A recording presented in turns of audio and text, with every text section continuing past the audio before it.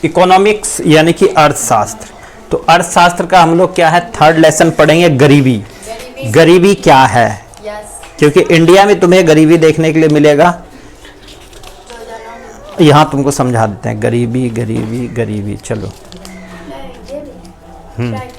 तो गरीबी के ऊपर पढ़ेंगे। पहले गरीबी क्या है इसको समझते हैं, समझ गए।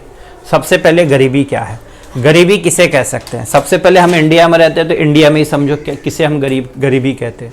भारत में गरीबी से अभिप्राय उस स्थिति का होना है जिसमें एक व्यक्ति अपने लिए जीवन की न्यूनतम आवश्यकता, अब न्यूनतम आवश्यकता क्या हो सकता है, कपड़े खरीदने का मन है अभी, है ना, या भोजन खाना है, कपड़ा तो बाद में भी खरीद सकते हो। जैसे न्यूनतम आवश्यकता क्या हो गया, आज हमें भोजन की आवश्यकता है, तो भोजन के लिए चाहे तुम्हारा नमक हो, दाल हो, कुछ भी हो, इन सभी की आवश्यकताओं का साधन खरीदने के लिए पर्याप्त पैसा नहीं होना, ठीक है। जिसके पास ये पर्याप्त पैसा या अर्जन नहीं कर पाता है उसी को हम गरीबी कहते हैं, समझ गए। गरीबी उसे कहेंगे जो न्यूनतम आवश्यकताओं को पूरा नहीं कर सकता है, यानी कि उसके पास उतने पैसे नहीं है, तो उसे हम क्या बोलेंगे, गरीबी। अब एक आता है, सबसे नीचे आता है गरीबी रेखा। गरीबी रेखा किसे कहते हैं, जो गरीब से भी गरीब होते हैं, ठीक है।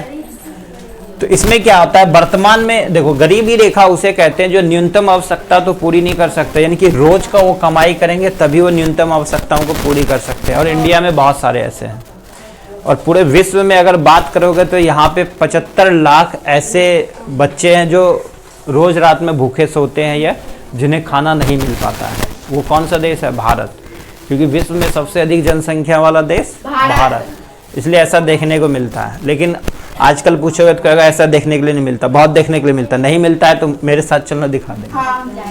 तो वर्तमान में क्या है, भारत सरकार के मुताबिक देखो क्या कहना है, अभी जो 2023 का डाटा है, जो तुम्हारे बुक में दे रखा है वो 2000 का डाटा दे रखा है, उसमें 328 रुपया लिखा है, वो नहीं है। आजकल हर कोई कमाता है, तो ये 2023 का डाटा। चलो, भारत सरकार के द्वारा मुताबिक कहना यह है, जो शहर में रहने वाले लोग हैं, शहर किसे, जैसे सुल्तानगंज क्या है हमारा, शहर है, नगर को हम क्या कहते हैं, शहर। तो शहर में रहने वाले व्यक्ति के लिए गरीबी रेखा क्या होता है, जो 1286 रुपया प्रति माह मतलब एक माह में अगर 1286 रुपया कमा रहा है या उससे नीचे है तो वो क्या है, गरीबी रेखा के अंतर्गत आता है। ग्रामीण इलाकों में रहने वाले व्यक्तियों के लिए गरीबी रेखा क्या है, 1059 रुपया 42 पैसा रखा गया है। अगर 1000 रुपया से ऊपर कमा रहा है तो वो गरीबी रेखा में नहीं है, उससे वो ऊपर है, ठीक है। इसलिए यहाँ की मानदेय तुम देखोगे इससे ऊपर ही रहता है, प्रति माह है ये, ठीक है। जो गांव में रहने वाले लोग हैं उसमें 1059 रुपया से ऊपर, यदि तुमने देखा होगा 1286 रुपया से ऊपर है ना, इसलिए तुम देखते हो क्या मिलता है, जो खाना बनाने वाली महिलाएं उसको 1500 रुपया देता है, इससे नीचे नहीं दे सकता है, समझ गए। चलो आगे, अब ये देखो इसको निर्धारण तो किया गया, पहले जो तुम्हारा डाटा दे रखा वो 324 रुपया दिया हुआ और 456 रुपया दे रखा, 54 रुपया दे रखा था शहरी का, जो अभी डाटा नहीं है, ये वर्तमान में ये डाटा है। इससे नीचे कोई नहीं दे सकता, कोई भी काम हो, चाहे सरकार कोई भी काम करवा रही है, इससे नीचे प्रति माह पैसा नीचे नहीं दे सकता है, तो वो क्या हो जाएगा, गरीबी रेखा, समझ गए। अब गरीबी रेखा के अंतर्गत जो राशन कार्ड धारी होते हैं उसे 35 किलो अनाज दिया जाता है एक राशन में, चाहे उस राशन कार्ड में एक व्यक्ति का ही नाम क्यों ना हो, एक व्यक्ति का नाम भी रहेगा तब भी 35 किलो अनाज दिया जाता है। ये किसको दिया जाता है, गरीबी रेखा वाले लोगों को, समझ गए। जो मेरी दीदी है उसकी जो सास थी उसको 35 किलो मिलता था, अभी एक और फ्रेंड है उसको 35 किलो, वो अकेला ही उसको मिलता था, बूढ़ी को 35 केजी अनाज। तो ये अभी भी मिलता है, जो पीला कार्ड होता है, सुने हो ना, हाँ, उसे कहते हैं गरीबी रेखा, समझ गए। हम सबके पास व्हाइट ही होगा, तो इसमें 5 किलो अनाज मिलता है, ये होता है गरीब। ये किसमें आएगा, जो 5 किलो अनाज मिलता है उसको गरीब के अंतर्गत रखा जाता है, समझ आया दोनों क्या अंतर है। अब चलते, कैलोरीज बांटा गया है। जो ग्रामीण क्षेत्र के लोग होते हैं वो मेहनती काम करते हैं, कहाँ करते हैं, खेती में काम करते हैं। भारत एक कैसा देश है, कृषि प्रधान देश है, समझा। तो यहाँ पे क्या है, खेतों में अधिक काम करते हैं, इसलिए उनको कैलोरीज की ज्यादा आवश्यकता होती है, यानी कि 2400 कैलोरी चाहिए। जो 2400 कैलोरीज नहीं खा पाता है तो वो कमजोर हो जाता है। और शहरी लोगों के लिए कितनी 2100 कैलोरीज, क्योंकि वो तो ज़्यादा काम करते नहीं है, वो अपना पचा नहीं पाते हैं, तो इसलिए उसको 2100 कैलोरीज चाहिए। और ये 2 क्वेश्चन तुम्हारा एग्जाम में आता है, समझ गए। आगे, वर्तमान में सबसे गरीब राज्य कौन सा है? तो बिहार है। तो सबसे पहले हम बिहार को ही जानते हैं यहाँ पे, समझ गए। तो यहाँ से चलो बिहार को जान लेते हैं। गरीबी का कारण, ठीक है, गरीबी का कारण क्या है? सबसे बड़ी गरीबी का कारण है जनसंख्या में अत्यधिक वृद्धि। अब जनसंख्या में वृद्धि किसको कहोगे ये बताओ।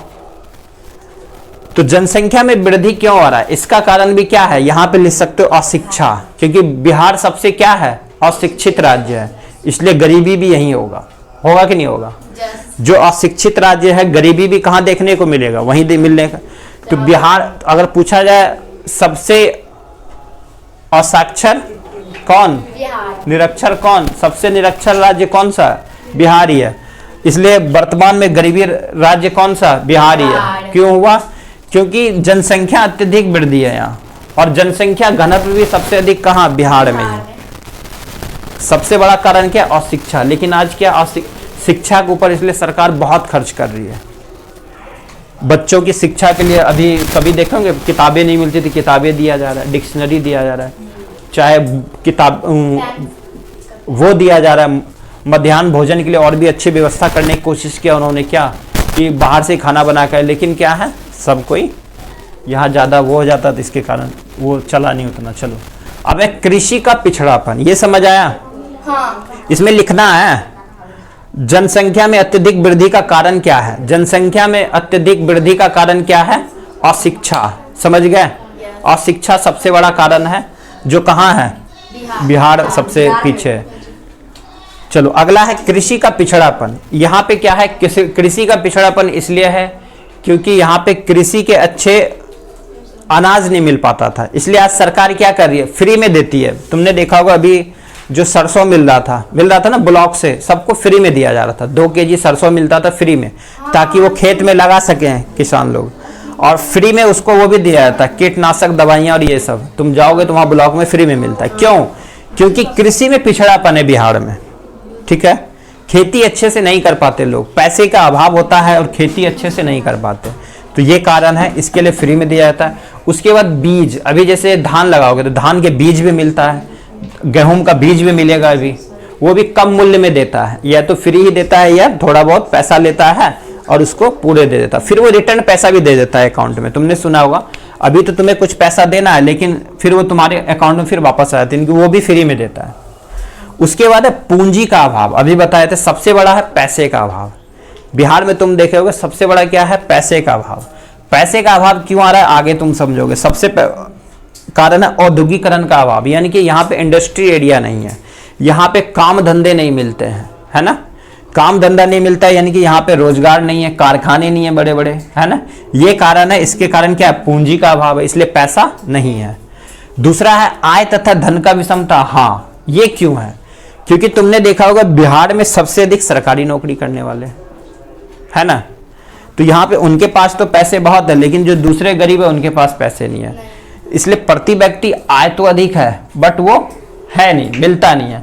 उसके पास पैसा है लेकिन दूसरे के पास नहीं। लेकिन जो प्रति व्यक्ति आय निकाला जाता है किससे, पूरी जनसंख्या से निकालते हैं, इसलिए प्रति व्यक्ति आय का भी अभाव है यहाँ। आय किसी के पास ज्यादा है और किसी के पास बहुत ही कम है, तो ये एक विषमता है। उसके बाद है बेरोजगारी और अदृश्य बेरोजगारी। बेरोजगारी कारण ये है क्योंकि औद्योगिक धंधा नहीं है, तो यहाँ बेरोजगारी है। अब अदृश्य बेरोजगारी किसे कहते हैं, खेती, क्योंकि बिहार में सबसे अधिक खेती होती है। अब खेती में क्या होता है कि एक खेत है हमारे पास, 5 कट्ठा का खेत है, इसको रोपने के लिए 2 रोपनी चाहिए, लेकिन हम लोग क्या है 4 रोपनी लगा दिए, ये 3 रोपनी लगा दिए। तो अब यहाँ क्या है, 1 रोपनी जो है 2 रोपनी जो काम करी वो क्या है, जरूरत तो नहीं था लेकिन उसकी सहेली थी तो उसको भी लेके आ गई। तो ये क्या है, अदृश्य बेरोजगारी। अदृश्य बेरोजगारी उसे कहते हैं जो दिखता नहीं है। हमको ये खेत रोप के वो भी 2 आदमी दे देगा, लेकिन हमने क्या किया, 3 आदमी लगा लिया, यानी कि वो क्या हो गया, एक अदृश्य बेरोजगारी हो गया। समझ आ गया, ये छिपी हुई बेरोजगारी हो गया वो। अगला है यातायात के साधनों की कमी। तो बिहार में क्या है, अच्छी पक्की सड़कें नहीं थी, इसलिए सरकार अभी क्या कर रही है, सबसे अधिक पक्की सड़कों का निर्माण कर रही है ना। गांव गांव तक सड़कों को जोड़ा जा रहा है, चाहे वो गांव में रोड हो उनको पक्की सड़कें बना रहे हैं। इससे क्या होगा, गांव के लोग जो होंगे पहले क्या सोचते थे सुल्तानगंज कैसे जाना है, ये चीज होता था। आज क्या है, पक्की सड़कें होगी तो वो आसानी से चले जाते हैं। पहले टोटो नहीं चल पाता था, देखे होगे, पहले ऐसे ऐसे रोड होता था, सुल्तानगंज जाने में 1 घंटा लगता था, अभी क्या 15 मिनट में पहुंच जाते हैं ना। तो पैसे तो मतलब क्या हो गया, मेन पॉइंट देखो, बिहार को अगर वो करना है तो यहाँ पैसे तो हैं, लेकिन कारण तुम जान रहे हो। चलो अब गरीबी उन्मूलन के उपाय क्या है, क्या उपाय कर सकते हैं कि गरीबी को हटा सकते हैं, ये तुम्हारा सब्जेक्टिव में आएगा लिखने के लिए। इतने सारे लिख दिए, 4 ही टॉपिक लिखने हैं, 4 नंबर का आएगा सवाल तो 4 ही लिखना है। इसके ऊपर लिख लोगे, कैसे लिखोगे बताए, ये सोच के आओगे और ये लिख के आओगे क्वेश्चन, गरीबी रेखा के कारण इसको लिख के आओगे, समझ गए, और इसको याद करना। अगला है गरीबी उन्मूलन के उपाय, गरीबी को कैसे हटा सकते हैं, इसके कुछ उपाय है क्या। हाँ, पहला है जनसंख्या पर नियंत्रण। सबसे पहले अगर शिक्षित लोग होंगे तो क्या होगा, जनसंख्या नियंत्रण करोगे। जो अशिक्षित है उसके घर में देखेंगे 5-5, 6-6 बच्चे होते हैं ना। अगर शिक्षित होगा तो क्या होगा, जनसंख्या को तुम नियंत्रण कर सकते हो ना। तो सबसे पहले शिक्षा के ऊपर बल देना। उसके बाद है कृषि उत्पादन में वृद्धि करना, अच्छे अच्छे बीज को मुहैया करवा रही है सरकार, करवा रही है ना, ताकि कृषि में अधिक उपजाऊ हो और किसान लोग अधिक से अधिक बेच सके उसको, है ना। चाहे धान होता है क्या है, उसको वो बेच सकें अच्छे, और पैक्स की व्यवस्था कर रहे हैं। कि पहले क्या होता था, जो साहूकार मतलब वो जो आता व्यापारी लोग, वो क्या होता था 1400 रुपया में या 1200 रुपया में धान लेके चला जाता था। आज क्या, उसी को किसान लोग 2100 रुपया में बेच रहा है। कहाँ पे, पैक्स में बेच रहा है ना। तो इसकी मुहैया कराना ताकि तुम गरीबी को हटा सको। अगला है प्राकृतिक साधनों का समुचित उपयोग करना। प्राकृतिक साधन है लेकिन उसका उपयोग नहीं कर पाते हैं। जैसे अभी क्या दिया जा रहा है, ये क्या बोलते हैं उसको, वो जो खाद के लिए दिया जा रहा है, कंपोस्ट खेती के लिए दिया जा रहा है, 6000 रुपया प्रति साल दिया जाता है सरकार के द्वारा। तुम उसका भी करोगे तो उसके लिए दिया जा रहा है। और क्या तुमने देखा होगा प्रधानमंत्री के द्वारा 6000 रुपया किसको दे रहा है, किसान को, कोई भी खेत हो वो दिया जा रहा है। क्यों, ताकि गरीबी को हटाएं। अगला है देश में औद्योगिकरण लगाना, देश में अधिक से अधिक इंडस्ट्री एरिया लगाना, यानी कि काम के लिए कारखाने लगाना, जिससे तुम क्या कर सकते हो, गरीबी को हटा सकते हो। उसके बाद है यातायात के साधनों का विकास, अच्छी पक्की सड़कें बनाए सबसे पहले गांव में, ये किया जा रहा है, तब औद्योगिक धंधे लगा पाओगे। गांव से शहरों तक आसानी से जोड़ा जाए। पटना जाना है तो अब क्या है, 6 घंटे में तुम किसी भी डिस्ट्रिक्ट से पटना जा सकते हो। अब यह है कि ट्रैफिक होती है उसके कारण थोड़ा लेट होता है। अब है आय और धन का समान वितरण, मतलब देखो गरीब में भी पैसे होने चाहिए और अमीर के पास भी पैसे होने चाहिए, उसके समान वितरण होने चाहिए, तभी तुम गरीबी को हटा सकते हो। उसके बाद रोजगार का अधिक अवसर, जब इंडस्ट्री एरिया लगाओगे तो रोजगार चाहे वो कितना ही मिले तो रोजगार ज्यादा मिलेगा। रोजगार ज्यादा मिलेगा तो क्या होगा, गरीबी ऑटोमेटिक हटेगी। लघु और कुटीर उद्योग का विकास, इसके लिए अभी बिहार में क्या किया जा रहा है, मुख्यमंत्री के द्वारा तुम लोन ले सकते हो। उसमें क्या है, जैसे लघु उद्योग किसे कहते हैं, जो छोटे काम करते हैं, जैसे मोमबत्ती का उत्पादन क्या है, कुटीर उद्योग। तुम्हारा अगरबत्ती का उत्पादन, ये क्या है, कुटीर उद्योग। ये छोटे छोटे उद्योग लगाना है ना। इसमें क्या होती है, महिलाएं लोग ज्यादा काम करती है, मोमबत्ती बनाना, तुम्हारा और भी कई छोटे छोटे चीजें। इसके लिए क्या होते थे, धन नहीं होते थे, इसके लिए सरकार ने क्या कर दिया, महिलाएं जाकर के अपना यहां से लोन उठा सकती है और आराम से ये बिजनेस कर सकती है, जिससे गरीबी को हटाया जा सके। ये सारा चीज समझ गया बिहार के हिसाब से, और वही लिखना ही है। अब सरकारी प्रयास क्या कर रहा है, सरकार क्या प्रयास कर रहा है ताकि गरीब को हटाए। सबसे पहले मध्याह्न भोजन, जिसे मिड डे मील कहते हो, MDM कहते हो, क्या बोलते हो, MDM। ये तुम रोज खाते हो स्कूल में 8वां तक में। भोजन कौन सी क्लास तक दिया जाता है, 8 तक। तो MDM व्यवस्था लाया गया। अब बताओ कि मिड डे मील व्यवस्था क्यों लाया गया, बच्चों को भोजन खिलाया जाता है स्कूल में, क्यों, स्कूल में पढ़ाने के लिए कि स्वास्थ्य के लिए, क्यों बनाया गया बताओ, कि बच्चों को आने के लिए। तो ये लाया गया था गरीबी को हटाने के लिए, ठीक है। MDM क्या था, मध्याह्न भोजन योजना, जो गरीब बच्चे हैं जिनको भोजन अच्छे से नहीं मिल पाता, उनके शरीर का विकास नहीं हो पाता, इसके लिए MDM व्यवस्था लाया गया। और इससे क्या होंगे, बच्चे प्रोत्साहित भी होंगे, और जो गरीब बच्चे होते हैं ना, उसके माँ बाप घर स्कूल भेज देते, घर में खाना नहीं खिलाते, उसको कहाँ भेज देते हैं, स्कूल भेज देते हैं। वहां तो कम से कम खाना खाता है, वही खा के आएगा, हो सकता है उसे रात में भी खाना न मिले और ऐसे ही सोना पड़े, ऐसा भी होता है, कुछ भी खा के सो जाए, ऐसा भी होता है। तो MDM व्यवस्था लाएगा था, मध्याह्न भोजन। इसकी स्थापना कब हुआ, 1995 में। ये तुम्हारा क्वेश्चन बार बार आता है एग्जाम में, समझ गए। तो 15 अगस्त 1995 में इसकी व्यवस्था की गई थी पूरे इंडिया में। पहले सबसे पहले ये तमिलनाडु में आया था। अगर MDM की शुरुआत सबसे पहले हुआ तो कहाँ हुआ, तमिलनाडु में। दूसरा, राष्ट्रीय काम के बदले अनाज कार्यक्रम, ठीक है, अनाज कार्यक्रम 2004 में लाया गया। तीसरा है स्वर्ण जयंती ग्राम स्वरोजगार योजना। इसमें क्या था, स्वर्ण जयंती ग्राम स्वरोजगार योजना, ये भी बार बार पूछता है, इसकी शुरुआत कब हुई, 1999 में हुआ। तो कारगिल युद्ध हुआ था 1999, उसके बाद ये लाया गया था। इसमें क्या था कि स्वरोजगार, अपना खुद का रोजगार की स्थापना करे, इसके लिए अनेक व्यवस्थाएं की गई और लोगों को लोन कम मूल्य पे दिलाया गया। तीसरा था प्रधानमंत्री ग्रामोदय योजना, इसको भी याद करोगे, प्रधानमंत्री ग्रामोदय योजना, यानी कि गांव के लोगों को कम ब्याज में पैसे देना। ये था 2000 और 2001 में ये योजना को लाया गया था। फिर जवाहर रोजगार योजना, ये भी बार बार एग्जाम में आता है। जवाहर रोजगार योजना की शुरुआत पंडित जवाहरलाल नेहरू के ऊपर रखा गया था, अप्रैल 1989 में किया गया था इसकी स्थापना। और ये क्वेश्चंस वेरी इंपॉर्टेंट है, जो बार बार आता है। एक स्वर्ण जयंती रोजगार योजना। अगला है प्रधानमंत्री रोजगार योजना, यह 1993 और 1994 के करीब लाया गया था। चलो अब समझते हैं गैर सरकारी प्रयास। और कोई प्रयास हो सकता है, सरकार तो प्रयास कर ही रहा है, क्या तुम भी प्रयास कर सकते हो? हाँ, खुद अपने आप प्रयास भी कर सकते हो, वो है स्वरोजगार। आप अपने आप भी रोजगार कर सकते हो। जैसे अभी बताए थे कि अगरबत्ती का उत्पादन है ना, तो वहां से लाओगे, महिलाएं लोग घर में मिलकर के बना सकती है, ठीक है। या तुम सिलाई मशीन के द्वारा कपड़ों को सिलना, वो भी क्या है, स्वरोजगार योजना। तुम खुद अपना कर सकते हो ना।